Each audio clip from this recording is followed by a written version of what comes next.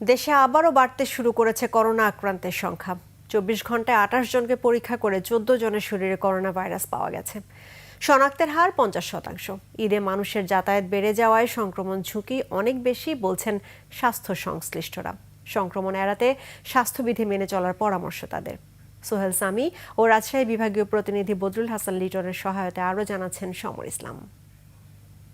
এখন যে কোনো ব্র্যান্ডের পুরাতন এসি বদলে নতুন ওয়ালটন এসিতে উপভোগ করুন 25% ছাড়। রাজশাহী মেডিকেল কলেজ হাসপাতালের মাইক্রোবায়োলজি বিভাগের ল্যাবে সপ্তাহে 2 দিন করোনার পরীক্ষা করা হয়। 28 মে বছরের প্রথম একজনের নমুনায় করোনা পাওয়া যায়। সোমবার পরীক্ষা করা হয় 15টি নমুনা, যাদের মধ্যে 9 জনের শরীরে পাওয়া যায় করোনা। আক্রান্তদের 9 জনই চিকিৎসক। হালকা জ্বর ও সর্দি কাশি নিয়ে মঙ্গলবার বেলা 11টা পর্যন্ত 4 জন নমুনা দিয়েছেন। প্রথম করোনা শনাক্ত রোগী পুলিশ কর্মকর্তা। হাসপাতালের চিকিৎসা শেষে সোমবার তাকে ছেড়ে দেওয়া হয়। হঠাৎ আক্রান্তের সংখ্যা বেড়ে যাওয়ায় করোনা ওয়ার্ড চালুর বিষয়ে ভাবছেন হাসপাতাল কর্তৃপক্ষ। হালকা জ্বর ও সর্দি কাশি দেখা দিলে পরিবারের 60 বছরের বেশি বয়সীদের পরীক্ষা করানো উচিত বলে মনে করছেন বিশেষজ্ঞরা।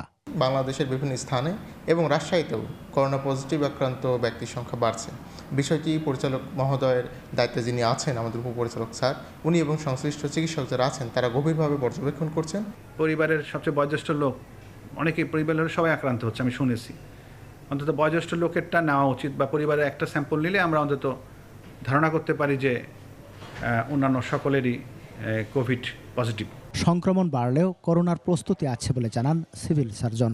আমরা প্রয়োজনীয় প্রস্তুতি গ্রহণ করব যে যেন এটা কোনোভাবেই আমাদের নিয়ন্ত্রণের বাইরে চলে না যায়, এবং এখানে পরীক্ষা নিরীক্ষার সংখ্যা বাড়ানো এবং যারা আক্রান্ত হবে তাদেরকে সঠিক চিকিৎসা প্রদানের সর্বাত্মক প্রচেষ্টা দেওয়ার জন্য। মহামারীর পর প্রতি বছরই জুন জুলাইয়ে করোনার প্রকোপ কিছুটা বাড়ে বলে জানান রোগতত্ত্ব, রোগ নিয়ন্ত্রণ ও গবেষণা ইনস্টিটিউটের পরিচালক। সম্ভাবনা তো অবশ্যই আছে, যেহেতু যে রিস্ক ফ্যাক্টরগুলো এখানে অ্যাসোসিয়েটেড, গরুর হাট, অনেক মানুষ আসবে, মানুষ দেশের যার যার এলাকায় যাবে ঈদ করতে, হ্যাঁ, এক জায়গা থেকে আরেক জায়গায় যাবে ঈদের ছুটি কাটাতে, কিছু কিছু জায়গা তো জনসমাগম হবেই। তো সেই ক্ষেত্রে রিস্ক ফ্যাক্টরগুলো আছে। এখন দেখা যাক যে কীভাবে ট্রান্সমিট করে। সংক্রমণের হার কিছুটা বাড়লেও আতঙ্কিত না হয়ে সচেতন হওয়ার পরামর্শ চিকিৎসকদের। সমর ইসলাম, ডেস্ক রিপোর্ট, 21 টেলিভিশন।